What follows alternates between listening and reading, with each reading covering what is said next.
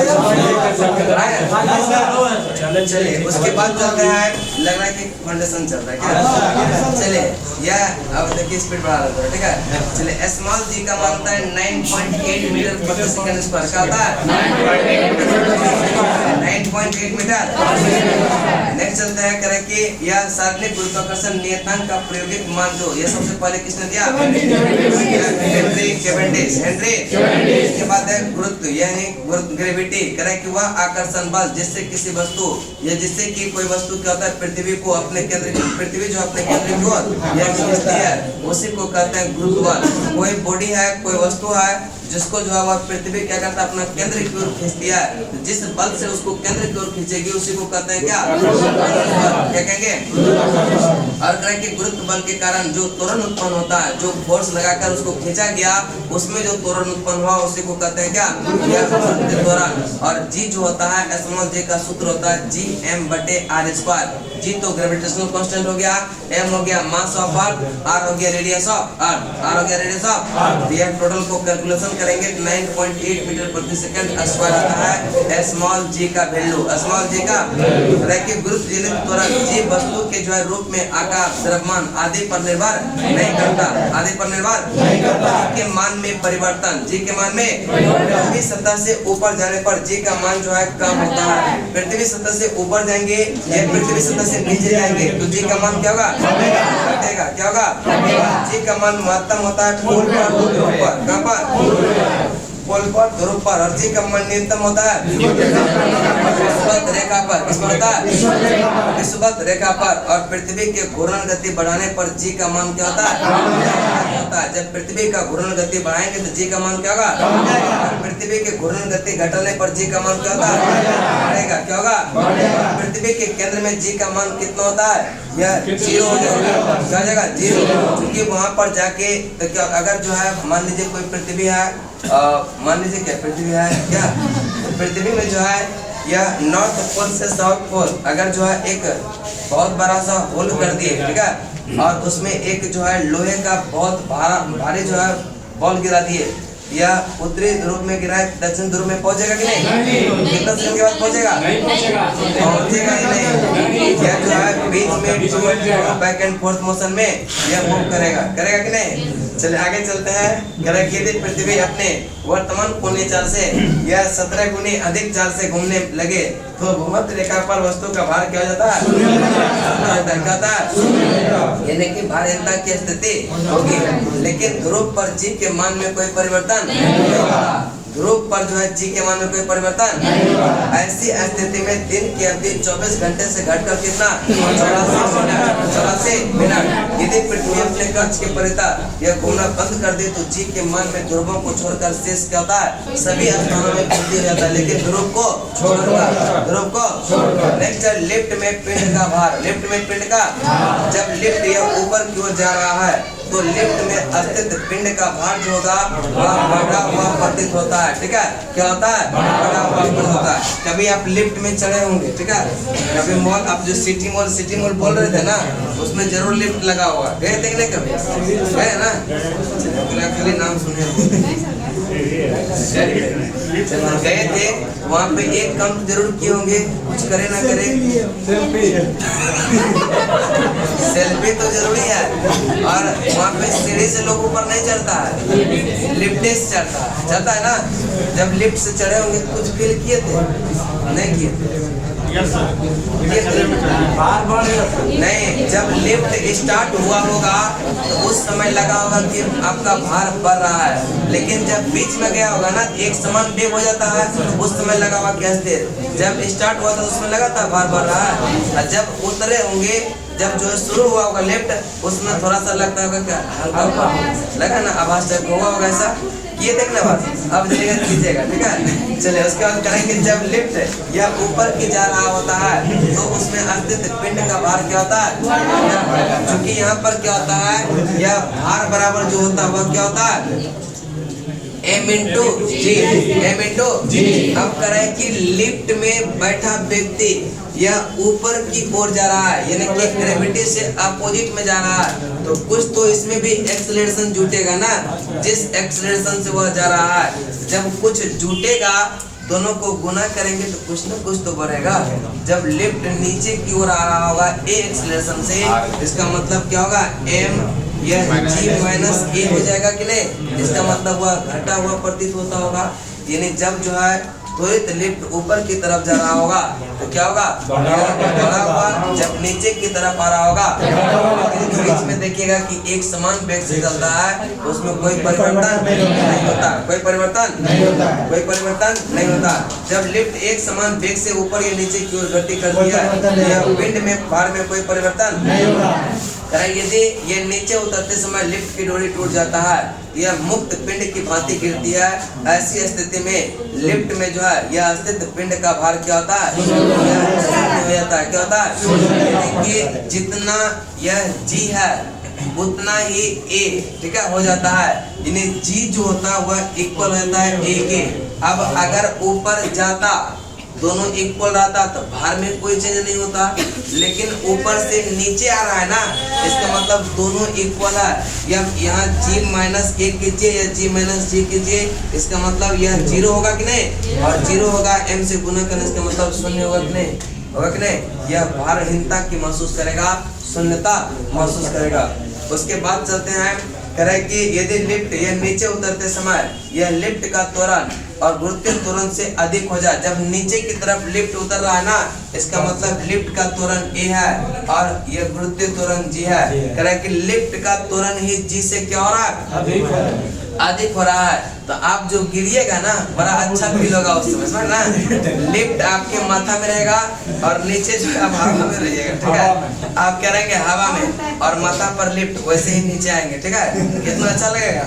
यह क्या होता है, यदि ऐसा कभी अटक जाता है ना लिफ्ट, तो हार्ट अटैक आ जाता है, समझ ना। लिफ्ट ऐसा ना हो कि आप लोग जाए मॉल और मोटा भाई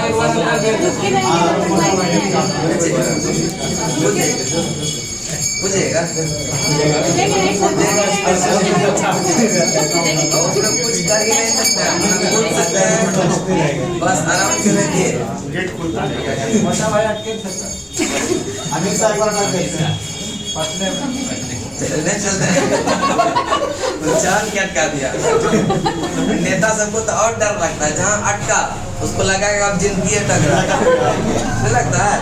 मोदी जो फंसे थे पंजाब में, उसको तो जरूर फील होगा कि मेरा जिंदगी अटक गया है, बहुत डर लगता होगा उसको, समझ ना। क्योंकि हम लोग को है कि ना कुछ है पास में, ना कुछ खोने के लिए है, पाने के लिए बहुत, खोने के लिए कुछ नहीं है, जाएंगे तो जाएंगे, समझ ना। पाने के लिए तो अभी पूरा जिंदगी बचा हुआ है, क्या बहुत कुछ पाएंगे भी, क्या अभी तो सुर्वे होगा क्या। चलिए बताएंगे। उसके बाद है यह ग्रहों का गति नियम, ठीक है, ग्रहों का गति नियम, ठीक है। तो ग्रह के केपलर ने, ठीक है, केपलर के जो है यह केपलर साहब जो आए उन्होंने ग्रह के 3 गति नियम दिया। कितना नियम दिया? 3 गति नियम। प्रत्येक ग्रह सूर्य के चारों ओर यह परिक्रमा करता है दीर्घ वृत्ताकार में, किसमें? और सूर्य ग्रह के यह कक्षा में एक फोकस पर बिंदु पर स्थित होता है। यह केपलर साहब जो आए उन्होंने ग्रह का 3 नियम दिया। कितना नियम? 3। पहला नियम कहता है, ठीक है, यह आपका एलिप्टिकल पाथ है, ठीक है। इसमें जब वृत्त होता है, एक होता है वृत्त और एक होता है एलिप्स। वृत्त क्या होता है? वो उसका अगर केंद्र से दूरी मापेंगे परिधि तक सब क्या होगा? समान। लेकिन अगर एलिप्स है तो क्या इसका दूरी सब जगह समान होगा? इसमें इसीलिए से 2 फोकस होता है, एक फोकस F और एक होता है F2, F1 और F2। केपलर साहब जो गति के ग्रह का नियम दिया, उन्होंने कहा पहला नियम में कि प्रत्येक ग्रह सूर्य के चारों ओर दीर्घ वृत्ताकार में कक्षा में मूव करता है और सूर्य जो होता है यह बीच में होता है, यानी कोई जो है एक फोकस पर होगा, चाहे F2 पर होगा चाहे F1 पर होगा। यह केपलर साहब का पहला गति नियम। बात समझ में नहीं कि जितने भी ग्रह है, अब यह ग्रह चल रहा है, ठीक है, ग्रह चल रहा है, इसका मतलब यह दीर्घ वृत्ताकार में यह मोशन कर रहा है, दीर्घ वृत्ताकार में मोशन कर रहा है, पहला नियम, ठीक है। दूसरा नियम देखेंगे, केपलर प्रत्येक ग्रह का कक्षीय वेग जो होता है वह नियत होता है। क्या होता है? यानी न्यूटन साहब ने पहला तो नियम समझ गए कि जितना भी ग्रह है सब सूर्य के चारों तरफ क्या हो रहा है? दीर्घ वृत्ताकार में यह मूव कर रहा है, घूम कर रहा है, ठीक है। सेकेंड लॉ में कहता है कि एरियल वेलोसिटी इक्वल होता है, ठीक है। यानी कि अगर सन यहाँ है, मान लीजिए कोई ग्रह पृथ्वी है या यहाँ बिंदु A पर है और पृथ्वी को जाने पर बिंदु B में यह मान लीजिए कि अगर जो है यह A1 एरिया ट्रेवल करता है, मान लीजिए यह 30 दिन लगा इसको A1 एरिया ट्रेवल करने में, अगला जो 30 दिन जाएगा वहाँ भी क्या होगा? A1 ही यह यात्रा करेगा, ठीक है, यह 30 दिन में। यानी कि एरियल समान समय में समान एरिया ट्रेवल करता है, समान समय में क्या करता है? समान एरिया ट्रेवल करता है। ऐसा दूसरा नियम में कहा, किसने? केपलर ने। पहला नियम कहा यह सूर्य के चारों ओर जितने भी ग्रह है वह दीर्घ वृत्ताकार में मूव कर रहा है। दूसरा नियम में पहला पॉइंट दिया उन्होंने कि एरियल वेलोसिटी क्या होता है? इक्वल, यानी समान समय में समान एरिया ट्रेवल करता है, समान समय में समान एरिया ट्रेवल करता है। और एक और नियम दिया और एक और बात कहा था कि जब सूर्य के निकट होता है उसका वेग बढ़ जाता है और जब सूर्य से दूर होता है उसका वेग क्या होता है? कम रहता है। यानी कि जो भी ग्रह सूर्य के निकट में होगा, लेकिन जब एलिप्टिकल पाथ होगा तो एक समय ऐसा आएगा कि जो सूर्य के ग्रह नजदीक होगा, एक समय ऐसा होगा कि दूर होगा। तो कह रहे कि जो नजदीक में आएगा, जब नजदीक में ग्रह आएगा तो उसका स्पीड क्या होता है? स्पीड क्या होता है? जब स्पीड बढ़ेगा तो समय क्या लगेगा? कम लगेगा। स्पीड बढ़ेगा तो समय क्या होगा? और स्पीड अगर जो है दूर जाएगा तो स्पीड उसका घटेगा, इसका मतलब समय क्या होगा? इसलिए से जब कहता है सूर्य का जो निकटतम ग्रह है वह सूर्य को जल्दी जो है घूम लेता है और सबसे दुरुस्त ग्रह जो है वह क्या होता है? देर से। जैसे आपको यहाँ से गांधी मैदान जाना है, ठीक है, तो अगर आप पैदल जाते हैं तो 40-45 मिनट लगता है, साइकिल से जाते हैं तो कितना देर लगता है? 10-15 मिनट। लेकिन अगर 4 मिनट से जाएगा तो आज पहुंचेगा कि वो भी पता नहीं, क्योंकि जाम लग जाता है ना, जाम लग जाता है। तो क्या होता है? जैसे जैसे आपका स्पीड कम होगा वह क्या होगा? टाइम ज्यादा लगेगा। टाइम क्या होगा? और यही इसी का जो है व्यंजक के रूप में दे दिया यह थर्ड नियम में T square is directly proportional to T square directly proportional to यह आर क्यू, क्या दे दिया आर क्यू। अब यहाँ आर जो है ना यह ग्रह के सूर्य के बीच, ये चूंकि रेडियस तो हो नहीं सकता, यह उसका एवरेज डिस्टेंस है। क्या एवरेज डिस्टेंस, औसत दूरी, औसत ग्रह सूर्य के चारों ओर ग्रह का एक चक्कर जितने समय में लगाता है उसे उसका कहते हैं परिक्रमण काल। क्या कहेंगे, कोई ग्रह ए से मूव करना स्टार्ट किया और पुनः ए पर आ गया मूव करके, इसका मतलब जितना समय लगा होगा उसी को कहते हैं क्या परिक्रमण काल। क्या कहते हैं परिक्रमण काल कहते हैं। और सूर्य के अधिक दूरस्थ ग्रह का जो है परिक्रमण काल भी क्या होता है अधिक होगा, क्योंकि उसका स्पीड कम होता है, और नजदीक जो रहेगा उसका परिक्रमण काल क्या होगा कम होगा, क्योंकि उसका स्पीड क्या होता है ज्यादा होता है। चलिए आगे चलते हैं। करें कि IAU ने यह प्लूटो को ग्रह की श्रेणी से कब निकाल दिया 2000।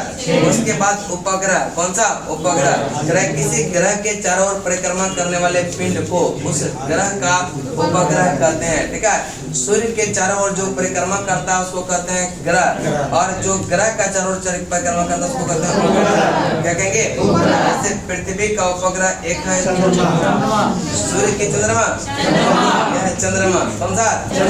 उपग्रह का कक्षीय चाल को समझते हैं। उपग्रह के कक्षीय चाल किस पर निर्भर करता है, पृथ्वी के तल की ऊंचाई से। उपग्रह पृथ्वी तल से जितना यह कम होगा उसका चाल उतना ही क्या होगा अधिक होगा। ठीक है, चाल क्या होगा अधिक होगा। और उपग्रह का कक्षीय चाल होता है √G/RA, G/RA।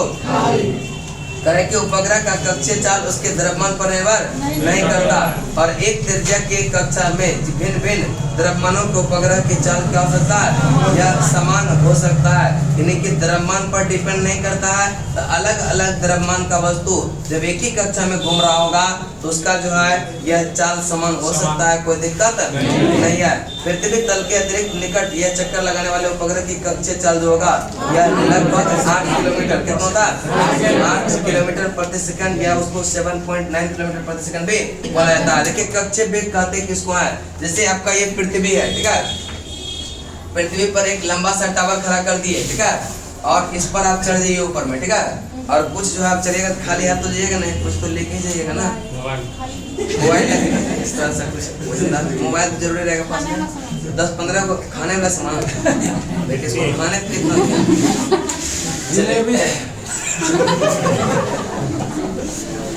चलिए, ठीक है। यहाँ जो है मान लीजिए कि बहुत सारा बॉल लेके आप पहुंच गए, बहुत सारा बॉल आपके हाथ में, ठीक है, एक बॉल को फेंके यहाँ आके गिरा, ठीक है, दूसरा बॉल को थोड़ा सा जोर से फेंके तो थोड़ा सा और दूर आके गिरा, तीसरा बॉल को और जोर से पीछे फेंके और दूर जाके गिरा, चौथा बॉल है उसको और जोर से फेंके और दूर। एक बॉल ऐसा था कि ऐसा फेंके कोई गिरा ही नहीं, यह घूमने लगा, ठीक है, इसी को कहते हैं कक्षीय चाल। क्या कहेंगे कक्षीय चाल। यानी पृथ्वी तल पर एक टावर खड़ा कर दी, उसमें बॉल बहुत सारा लेके चला गया, उसके बाद उस बॉल को पहला बॉल फेंके थोड़ा जोर से पृथ्वी सतह पर आया, दूसरा थोड़ा और जोर से और दूर में जाके गिरा, तीसरा और जोर से और दूर में, चौथा और जोर से, पांचवा बॉल ऐसा जोर से फेंके कोई पृथ्वी सतह पर आया नहीं, बस उसके चारों ओर मूव करने लगा, उसको क्या कहेंगे कक्षीय चाल। क्या कहेंगे। उसके बाद है उपग्रह का परिक्रमण काल। परिक्रमण करें कि उपग्रह अपने कक्षा में पृथ्वी पर एक चक्कर जितने समय में लगाता उसी को क्या कहते हैं परिक्रमण काल। उपग्रह का परिक्रमण काल यह निर्भर करता है पृथ्वी तल से ऊंचाई पर। पृथ्वी तल से जितना अधिक ऊंचाई होगा परिक्रमण काल उतना ही अधिक होगा, और उपग्रह का परिक्रमण काल उसके द्रव्यमान पर निर्भर नहीं करता। पृथ्वी के अति निकट चक्कर लगा रहे उपग्रह का जो परिक्रमण काल होता है 1 घंटा 24 मिनट। 1 घंटा 24 मिनट। वो अस्थायी उपग्रह, ठीक है, जिसको कहते हैं जियो स्टेशनरी सैटेलाइट। देखिए इसको समझने के लिए थोड़ा सा ट्रेन का कॉन्सेप्ट समझिएगा, ठीक है। जब जो है यह ट्रेन से आप जाते होंगे, ठीक है, कहीं अगर गए होंगे ट्रेन से तो देखिएगा कभी कभी प्लेटफॉर्म पर 2 प्लेटफॉर्म रहता है, ठीक है, रहता है कि नहीं। यानी कि इस पर जो है एक ट्रेन जा रही है 50 किलोमीटर प्रति घंटा के स्पीड से, और एक ये वाला प्लेटफॉर्म पर है, इस पर भी जा रहा है 50 किलोमीटर प्रति घंटा के स्पीड से। तो ये बोगी का जो लड़का होगा और इस बोगी का जो लड़की होगी, ठीक है, दोनों क्या होगा मतलब एक दूसरे को देखेगा कि नहीं, और देखबे करेगा, ठीक है। लगेगा कि दोनों साथ बातचीत करने हुए जा रहे हैं कि नहीं, एक ही डायरेक्शन में एक ही प्लेटफॉर्म पर एक ही स्पीड से जाएंगे तो बात बनेगा कि नहीं बनेगा, बनेगा। इसी को कहते हैं जियो स्टेशनरी सैटेलाइट, यानी कि पृथ्वी भी जो घूमती है पश्चिम से पूरब की तरफ, पृथ्वी भी क्या होता है, पृथ्वी भी क्या होता है, पश्चिम से पूरब की तरफ घूमती है, यानी कि एंटी क्लॉकवाइज में, ठीक है। पश्चिम से पूरब का मतलब एंटी क्लॉकवाइज और पूरब से पश्चिम का मतलब वो अस्थायी उपग्रह। जैसे विनोद का घर यहाँ पर है, ठीक है, विनोद का घर जो है यहाँ पर है, एक उपग्रह, इसको जियो स्टेशनरी सैटेलाइट जो है आज यहाँ पर दिख रहा है, कल उठेगा कल भी वहीं पर दिखेगा, फिर उठा रोज जो उसको वहीं पर दिख रहा है। इसका मतलब यह क्या है, वो आकाशीय उपग्रह है, जो कि जितना चाल पृथ्वी का है उतना चाल जियो स्टेशनरी सैटेलाइट का भी है, और वह उसी चाल से एक ही डायरेक्शन में मूव कर रहा है। तो आज भी विनोद उठेगा तो वही देखेगा, कल भी उठा तो वही देखा, फिर क्या होगा, आदत हो गया देखने का, है कि नहीं। चलो देखते देखते ही बात बनता है कि नहीं। चले आगे चलते हैं, कह कि पश्चिम से पूरब की ओर यह पृथ्वी का परिक्रमा करता है, और परिक्रमण काल जितना पृथ्वी का होता है उतना भी जियो स्टेशनरी सैटेलाइट का भी होता है। तो अब अगर बात करते हैं कि अगर इसमें जो है सीसीटीवी कैमरा लगा देंगे तो यह पूरा पृथ्वी का कैप्चर करेगा कि नहीं, कर लेगा, करेगा कि नहीं, नहीं करेगा। यह विनोद के घर के सामने सिर्फ विनोद के घर में क्या करेगा, करेगा कि नहीं। जियो स्टेशनरी सैटेलाइट में क्या होता है कि एक ही पार्ट को वह कैप्चर कर पाएगा, दूसरा पार्ट को नहीं करेगा। यह समझ है कि नहीं। चलिए इसमें सैटेलाइट लगाने से कोई फायदा नहीं है, ठीक है, इसमें कैमरा लगाने से कोई फायदा नहीं है। जब पोलर सैटेलाइट में करेंगे तब उसमें फायदा है, पूरा पृथ्वी को कैप्चर करता है। चलिए तुल्यकारी, ठीक है, वो तुल्यकारी कक्षा में जो है संचार उपग्रह स्थापित करने के लिए संभावना सबसे पहले किसने व्यक्त किया, वो अस्तित्व उपग्रह हो गया, जो कि मतलब पृथ्वी के साथ साथ जितना पृथ्वी का परिक्रमण काल है उतना यह अस्तित्व उपग्रह का भी है। अब एक होता है पोलर सैटेलाइट, ठीक है। अब क्या होता है, वह पोल के अलोंग घूमता है, ठीक है। जैसे कि यहाँ पर एक सैटेलाइट सेट कर दिया, उसमें सीसीटीवी कैमरा लगा दिए, जैसे इसे मूव करते जाएगा वह पृथ्वी का पूरा क्या करेगा, कैप्चर करते चला जाएगा, यानी वह संपूर्ण पृथ्वी का क्या होगा, या ले सकता है उसका इमेज, ठीक है। उसके बाद है पलायन वेग।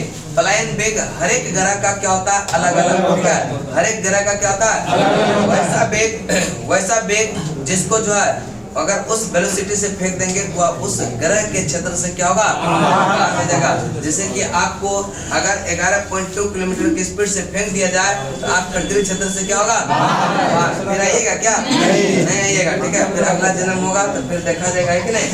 यह पृथ्वी का पलायन वेग कितना होता है, 11.2 किलोमीटर, और चंद्रमा का होता है 2.4, चंद्रमा का कितना होता है 2.4, और पलायन वेग जो होता है कक्षीय वेग का √2 गुना, कक्षीय वेग का। उसके बाद है अगला चैप्टर दाब या प्रेशर, ठीक है, दाब या प्रेशर, ठीक है, प्रेशर, ठीक है। कह रहे कि किसी सतह को एकांक क्षेत्रफल पर लगने वाले बल को कहते हैं दाब, क्या कहेंगे, कह रहे किसी यह सतह के एकांक क्षेत्रफल पर लगने वाले बल को क्या कहते हैं, यानी कि दाब बराबर फोर्स बाय क्या हो गया, दाब बराबर फोर्स बाय, दाब बराबर होता है यह प्रेशर बराबर फोर्स बटे एरिया होता है, फोर्स बटे। अब फोर्स का ऐसा मात्रक होता है न्यूटन, और एरिया का क्या होता है, फोर्स होता है m इंटू ए, क्या हो जाएगा kg मीटर प्रति सेकंड स्क्वायर। अब बटे में क्या हो जाएगा, यह मीटर स्क्वायर 1 मीटर कटेगा, कटेगा कि नहीं, क्या कटेगा तो काट दीजिए, kg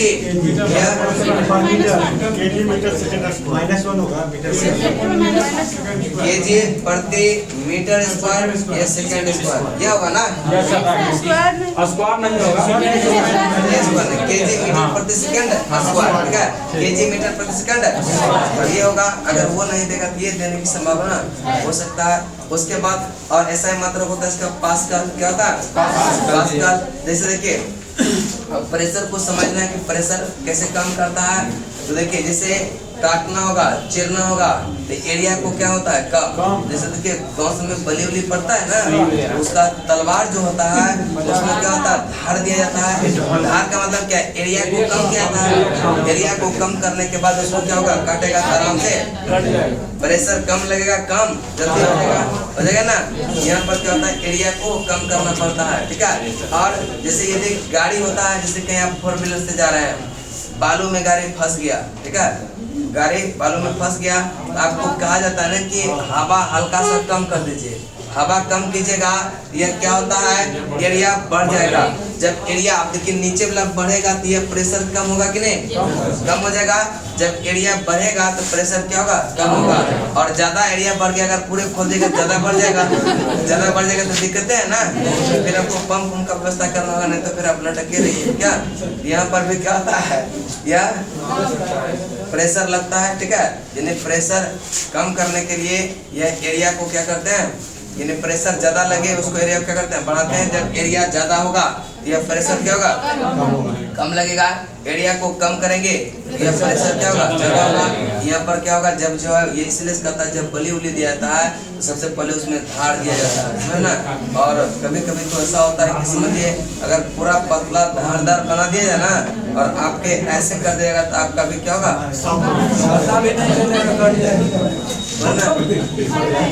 अगला शब्द है, अब देखिए पृथ्वी सत्ता से जब ऊपर जाएंगे, ठीक है,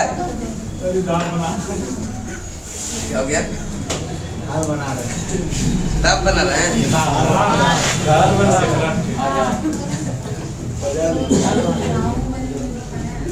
हाँ तब देखिए बाहुबली देखिए वायुमंडल, ये आपका है पृथ्वी तल, ठीक है, पृथ्वी तल। और ये है आपका समुद्र का एरिया और ये है क्या, वायुमंडल का, ठीक है। तो जैसे जैसे पृथ्वी तल से वायुमंडल में जाएंगे आपका प्रेशर क्या होगा, घटता है, क्या होगा, घटता है। ऊपर जाएंगे तो प्रेशर क्या होगा, बढ़ेगा, घटेगा, ठीक है। पृथ्वी तल से जैसे जैसे ऊपर जाएंगे यह प्रेशर क्या होगा, घटेगा, क्या होगा। और समुद्र तल से क्या हो गया, बहुत कुछ से ज्यादा प्रेशर लग गया क्या।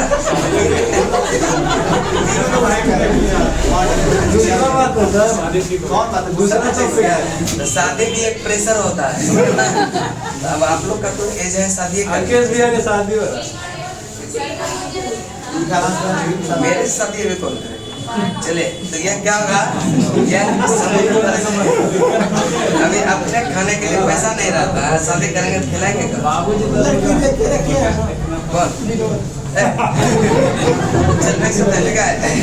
तो करें कि अगर जो है पृथ्वी सतह से वायुमंडल के ऊपर जाएंगे तो प्रेशर क्या होगा, प्रेशर क्या होगा।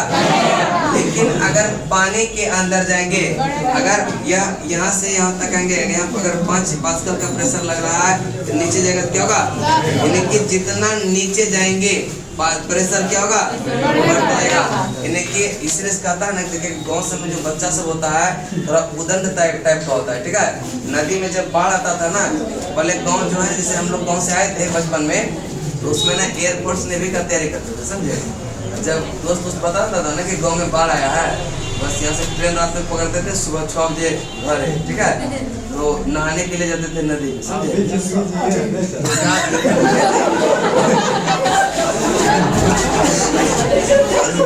क्या होता है ना, देखिए तैरने आना चाहिए आदमी को ना, सब काम करने आना चाहिए।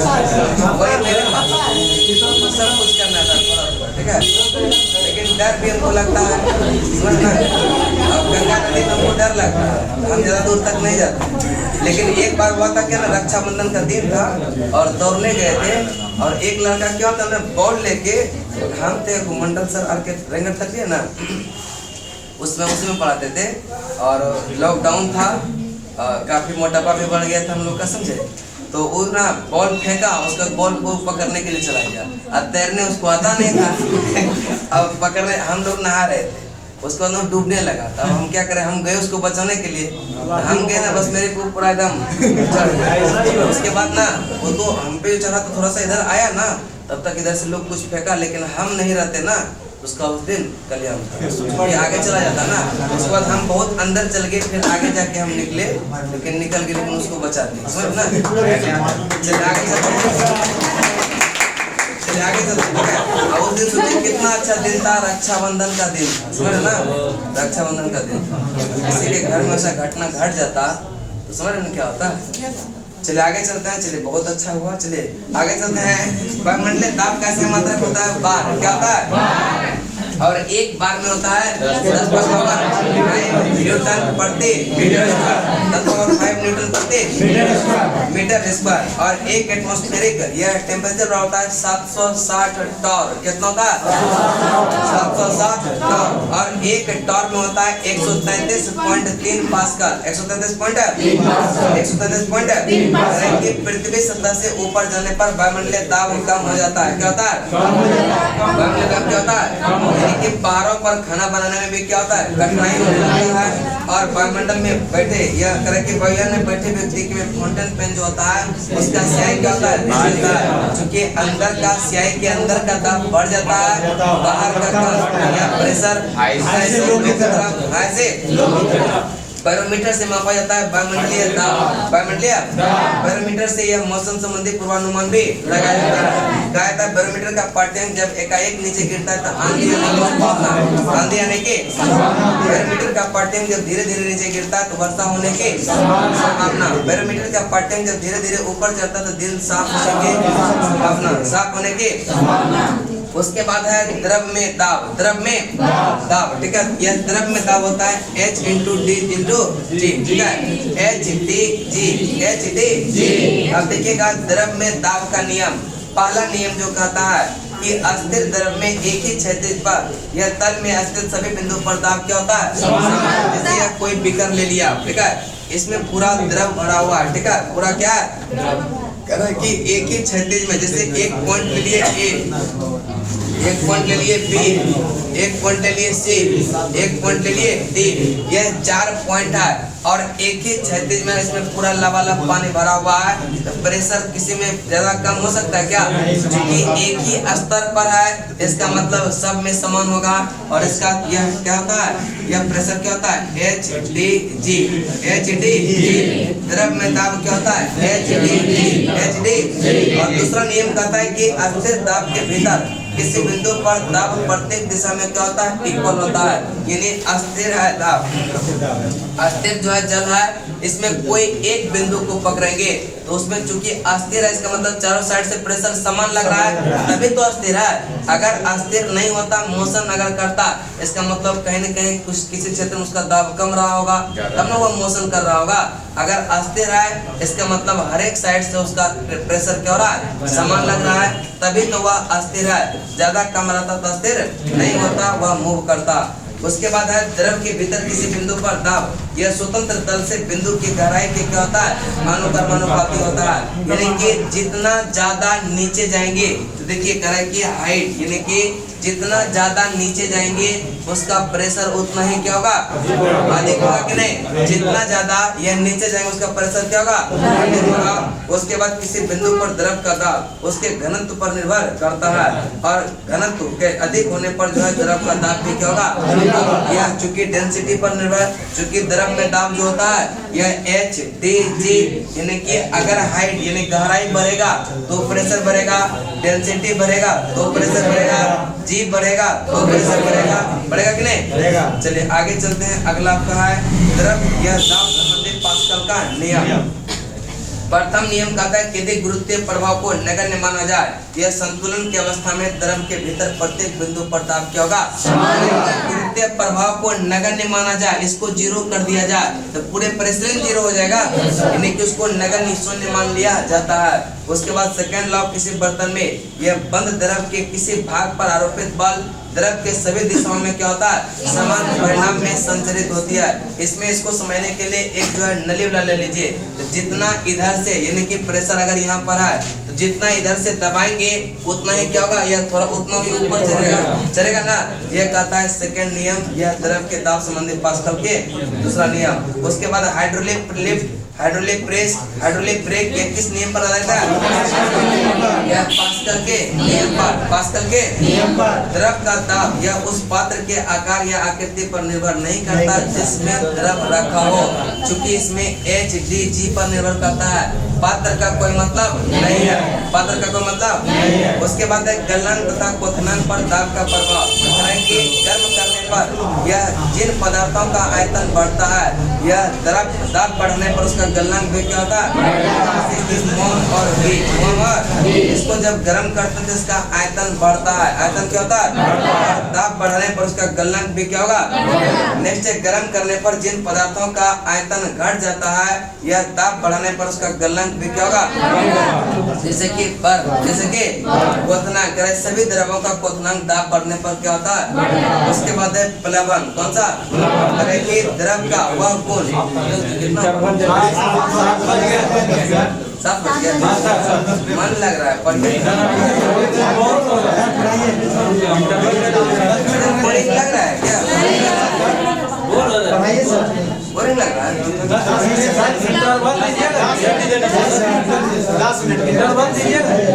10 कितना बजा? टाइम कितना? 1 घंटा हो गया, पता भी नहीं चला। 1 घंटा काम हो रहा है। 4:30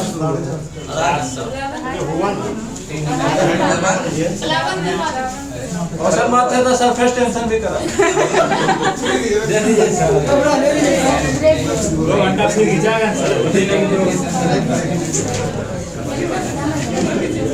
ऐसा कीजिए, सब है सहमत की जाना ही है। देखिए 10 से 15 मिनट में सब लोग आ जाइएगा, ठीक है? क्योंकि ज्यादा देर देंगे